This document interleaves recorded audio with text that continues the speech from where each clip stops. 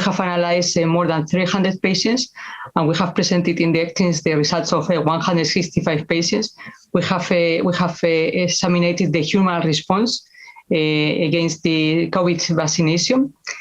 From these 165 patients, we have 120 vaccinated with Moderna or Pfizer, and only 42 with AstraZeneca, and 3 with Janssen. So the main results are with the mRNA vaccination, because we have 120.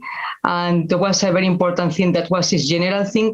Patients with MS that they were vaccinated, they have no an increase of relapses. So that is very important. So vaccinated patients with MS, they don't have more relapses than before.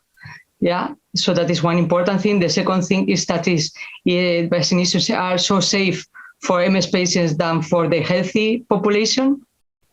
And in our study, we have compared the results of the 165 patients with the controls of the hospital. We, the healthcare professionals, we were the control group, and we have compared our results with the results of the MS patients.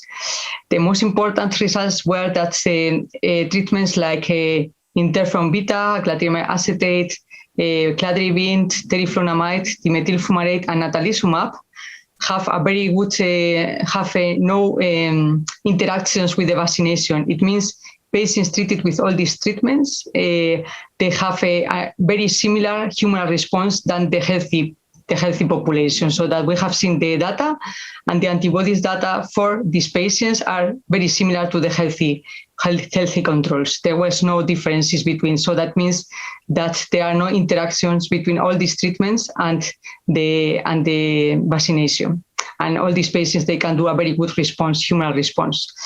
The other important part is which treatments they don't allow to have a very good humoral response. We have seen the anti-CD20. We have 5 patients with Rituximab, and we have vaccinated these patients, and all of them, they have no antibodies. They have no humoral response. We have 20 patients with the Ocrelizumab, and only 3 of these 20 patients, they have a humoral response. And probably because 2 of them, they were 1 year without Ocrelizumab, so that they have enough time to recover the B cells and the immunoglobulins. And probably that was the reason why they have a very good humoral response. And the other patient, that was Aguma, that was with COVID, a very severe COVID in the first wave, and she was hospitalized. So that probably she has enough antibodies against COVID because of the hospitalization and the severe COVID, and was the reason why she has produced again antibodies against the vaccination. So with the exception of these 3 cases, the other patients, they have a very low or no response, humoral response. And probably it's because of the no B cells or the reductions of the immunoglobulins. The other interesting part is that we have some patients with ofatumumab, that is also an anti-CD20, and these patients, 5 of them, they have a humoral response, adequate humoral response, not so high like, for example, with interferons or the healthy controls, but enough, so around 2,000, 3,000 antibodies.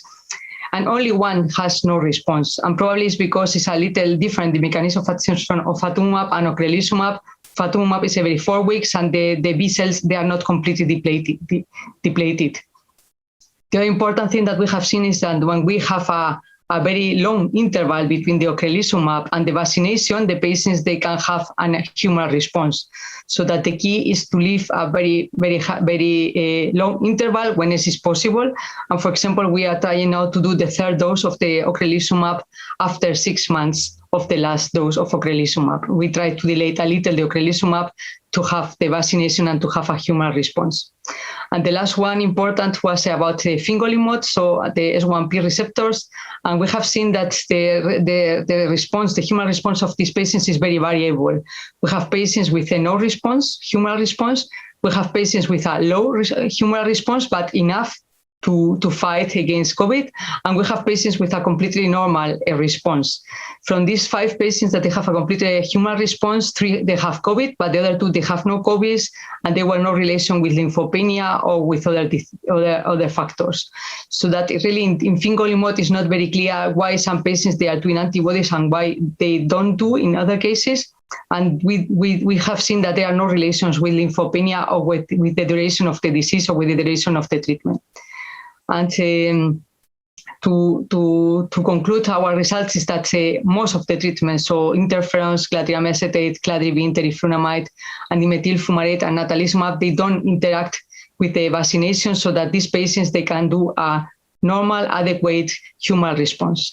And for the patients that with the anti-CD20 that they are not doing the response, we should think about perhaps to delay the interval between vaccination and treatment. In the section here in ECTRIMS vaccination, we will speak about all the vaccinations, because we have spoken not only about COVID, we have spoken about yellow fever, papilloma human virus vaccination, and other vaccinations that they are also very important for multiple sclerosis patients. And we, of course, we speak about the COVID vaccination, and in all of them, we try to find the best moment to do the vaccination, not only for the COVID, so that we will explain, this recommendation is not published, but we will give some of the recommendations about this. So about timing with all the vaccination, not all with the COVID.